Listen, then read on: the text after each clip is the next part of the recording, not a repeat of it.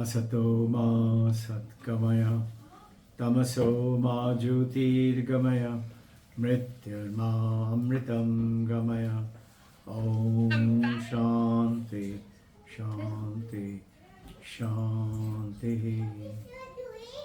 Mother, hold our hand, take us from unreal to real, from darkness of ignorance to the wisdom of light, from death to immortality. Om, peace, peace, peace. Jai Guru. Welcome everyone, dear devotees. Have you ever wondered, we keep thinking about suffering, whether we suffer because of bondage or we suffer because of freedom? You say, how can it be so funny? How can we suffer from freedom? Look at it carefully. The animals, the plants, the insects, they all live their life 100%. But they live their life the way the nature takes them across. An apple tree cannot become a mango tree. Nor does it have any opportunity or wish to become a jackfruit tree or anything else other than what the seed is programmed for. In other words, the nature is taking them. A tiger cannot become an elephant. An elephant cannot become a cobra snake. They all are driven by nature.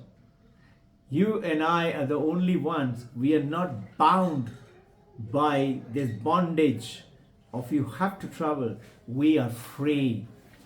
You remember Darwin had talked about it. Darwin said so, okay?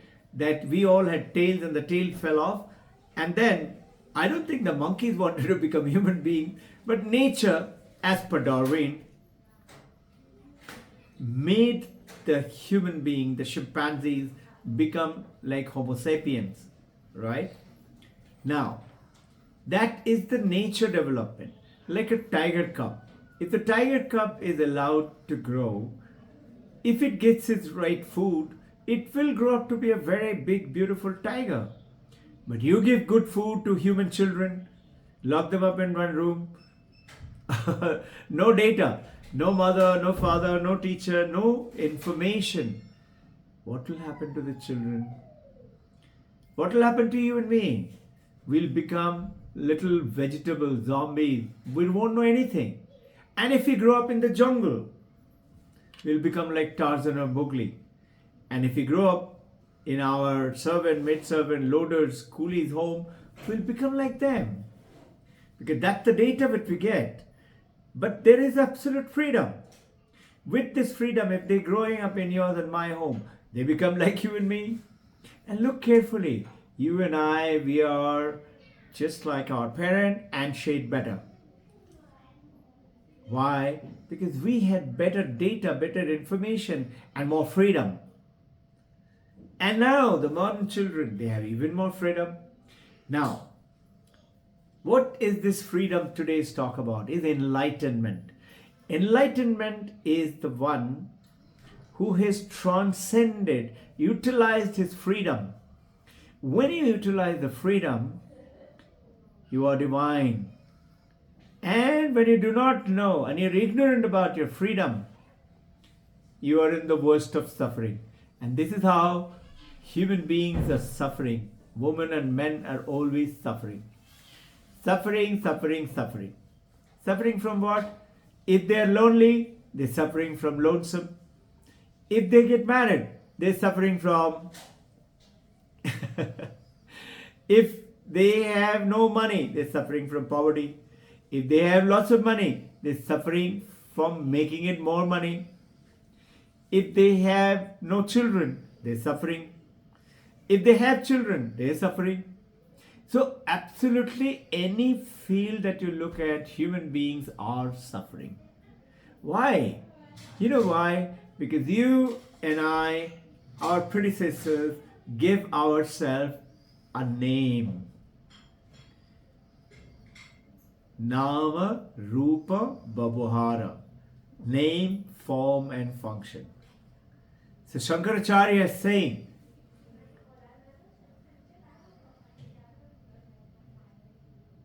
that Chidananda Rupoham Shivoham Shivoham. I am not that name, form, function. I am Chidananda Rupa Shiva. I am free.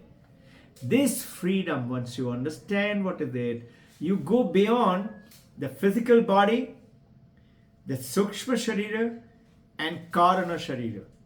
3 bodies. The mind, the intellect, the feelings, the emotions, that's one body. This body itself, this body is exactly what you eat. What you eat is what you become. And then the mind body, and then the Ananda body, Jnana Sharira. These 3 bodies are bodies, but you and I have given ourselves a name and got stuck in this body, but we are not the body.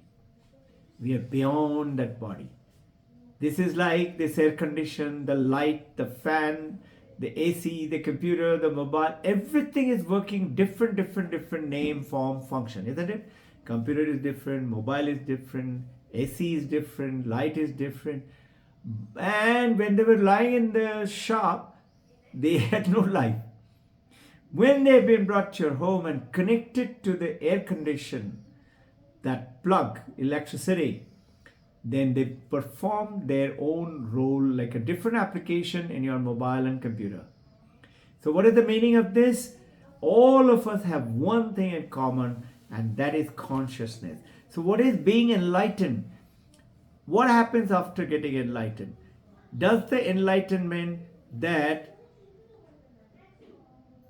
you become enlightened, begin now onwards, you are different than other people? No. That means before we were somewhere advanced, so 50% enlightened, some are less advanced, 30% enlightened, some are more advanced, 75% enlightened. No. Advaita Vedanta says, we all, you, me, every one of us are enlightened. Only thing, our mind, our intellect, our ego does not know that. We are ignorant about it. It is like the wave is having a great fun in the ocean. It doesn't know what it is.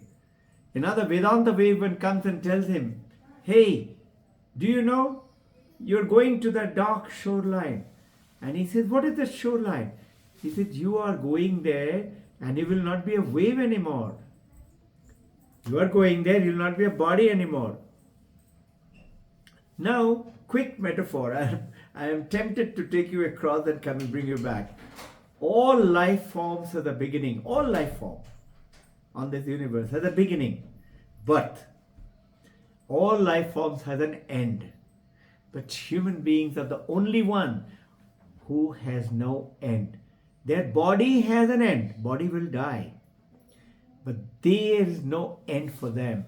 So if you become Steve Jobs or Isaac Newton or Einstein or Mother Teresa or Vivekananda, Paramahansa, Ramana Maharshi, Guru Nanak, Guru Gobind Singh, you become immortal. Your body is not there anymore. Jesus Christ's body is not there. But he's immortal. Muhammad is immortal. Everybody is following. That is called using the freedom and become enlightened. You are enlightened all the time, only thing you don't know. The wave did not know that I am water. Now when the wave becomes calm, it becomes the ocean. Wave was little, even tsunami wave. Have you realized, even if it is a tsunami wave or a small wave or a big wave or a medium wave, the ocean does not increase or reduce just because the wave is there or not there. If the wave becomes calm, ocean doesn't increase. Wave, tsunami comes and slams onto the bank of the ocean. Ocean does not decrease. It remains the same. Now waves, when they become calm, there is no difference between the ocean and the wave. But the waves do not know that they are water. The ocean doesn't know that they are water. The bubble, the froth, they do not know. The moisture which is rising and makes it a cloud and again rain and falls into the ocean. It doesn't know. There's some Mahatma Ji in Himalaya says, Shankaracharya has also used this statement. We are like little raindrops and we come and join this huge ocean which is Brahman and then we are enlightened. No, it is not. As per Vedanta, that raindrop is also water. The raindrop is a shape. It is not existent. The ocean is also water. It's another shape. But with the freedom that you have, not limited by a name or a body or a function. Nama Rupa Babhara. We are not that. We are something else. Chidananda Rupoham, Shivoham, Shivoham. Chityaham, Buddhaham, Chidananda Rupoham. Shankaracharya is saying again and again, this is who you and I are. So Ashtavakra is a great saint who was Janak Maharshi's guru. And he comes out with this phenomenal statement in Ashtavakra Samhita. He is saying that it is not that you are like a little boat in the ocean.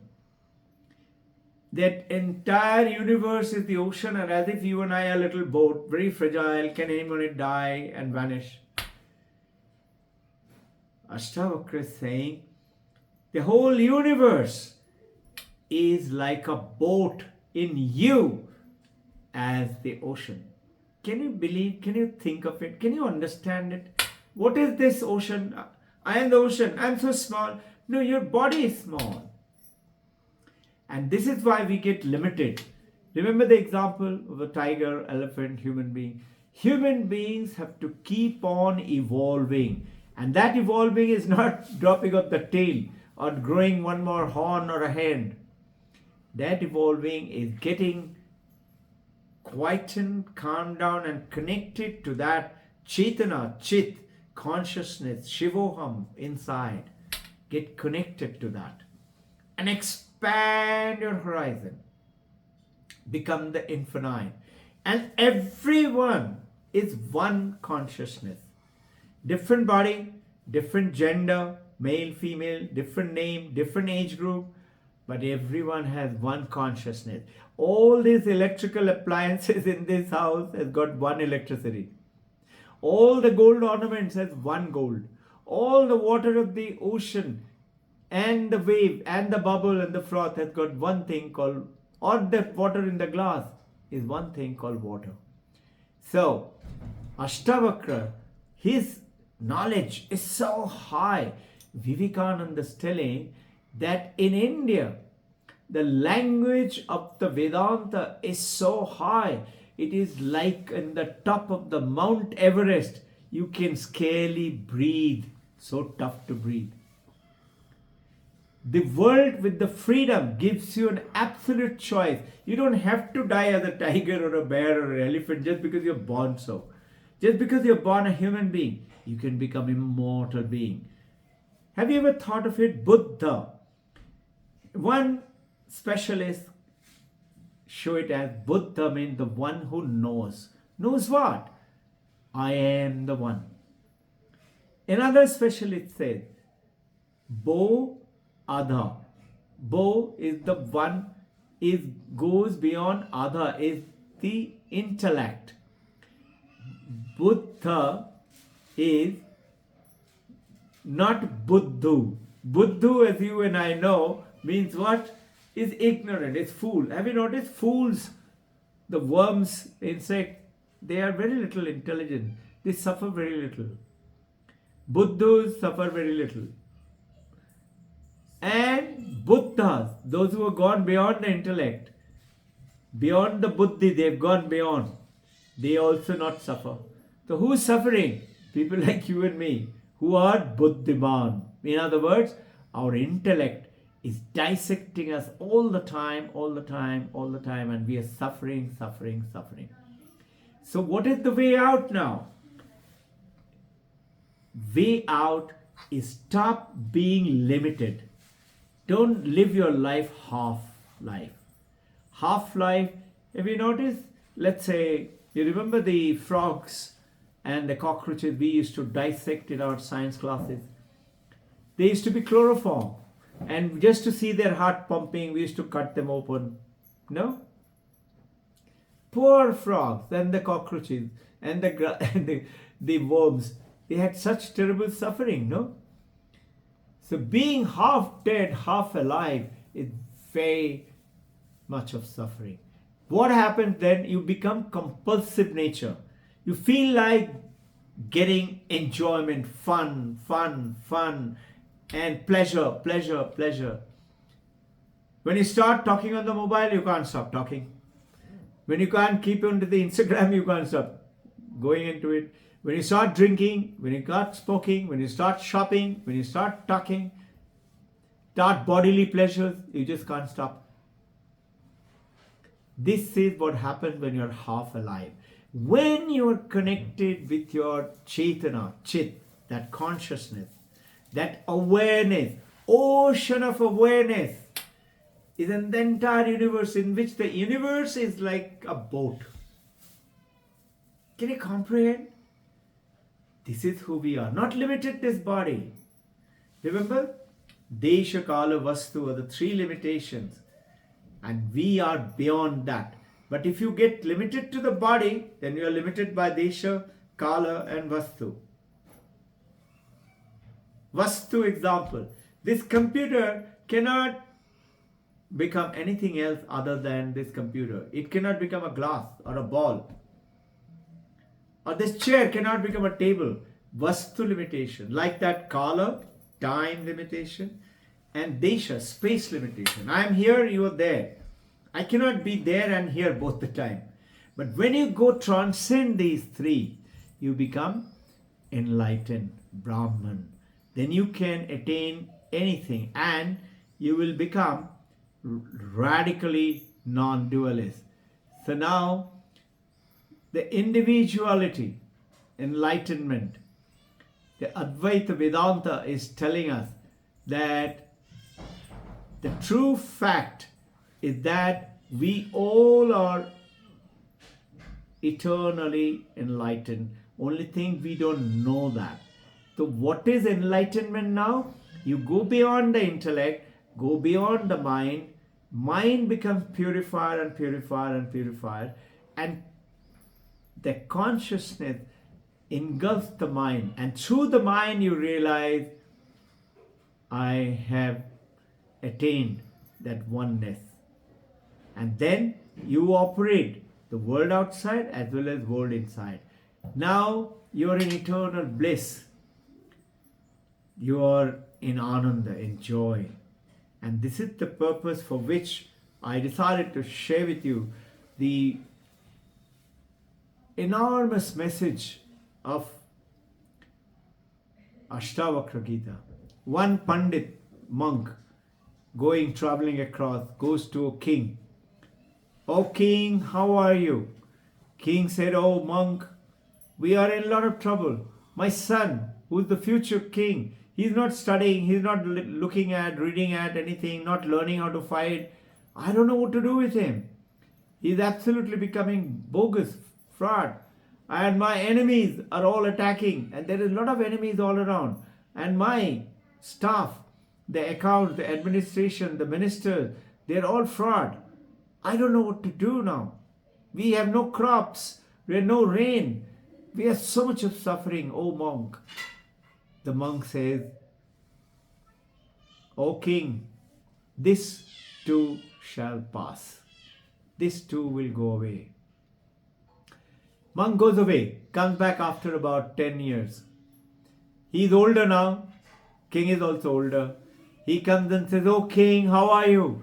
King says, "Oh monk, my son is become very able, ready to become the Yuvraj, become the king of this country. My enemies have become my friend. I have abundance of crops, and my ministers have changed them. I got good ministers now. We are very happy." The monk says, "O king, this too shall pass." So, a pessimist say, life is like a dark tunnel. Suffering, sometimes little bit of good, little bit of light. Have you ever realized this light is what is taken as the journey of brilliance, intelligence, the light? You say, no, I get a bright idea. You don't say, I have a dark idea. So this dark tunnel, people say, pessimists say, life is like a dark tunnel. Very little light, almost no light. Optimists say, yes, the life is like a dark tunnel, but at the end, optimists, there is light, brilliant light. The realists say, those who believe in reality, there is dark tunnel, there is light, but there is dark tunnel again. And there will be light again. And you know what Advaita Vedantists say? Don't laugh. Advaita Vedanta says, there is no tunnel. It's all in your mind. There is no raindrop. There is no ocean. It's only water. There is no body. There is no gender. There is not male and female. It is all one consciousness. So now how do you deal with this world? Deal with compassion, purity, and keep on helping others. And don't worry about how much have I given. And just watch. Everything is going to come back to you. This is the beauty and a powerful message of the Advaita Vedanta. That whatever you inspect is what you will expect. In other words, what you visualize. Think of something, it will happen to you. Wright brothers did not know anything about flying, but they dreamt and dreamt and dreamt. Today we are flying in the aeroplane because of Wright brothers. Nobody had flown before. Nobody before Isaac Newton knew something about forces of gravity. But today we know all that. And like that, enormous examples. So, inspect what you wish to expect. So, wish, have wild dream. But important is, believe in your dream. Work towards it. So, Lawrence of Arabia, T.E. Lawrence, 1903, 1907, wrote 5 beautiful books. And in that Lawrence of Arabia, 5 volumes, he says, all men and women dream. But most wake up in the middle of the night and say, oh, it was only a dream.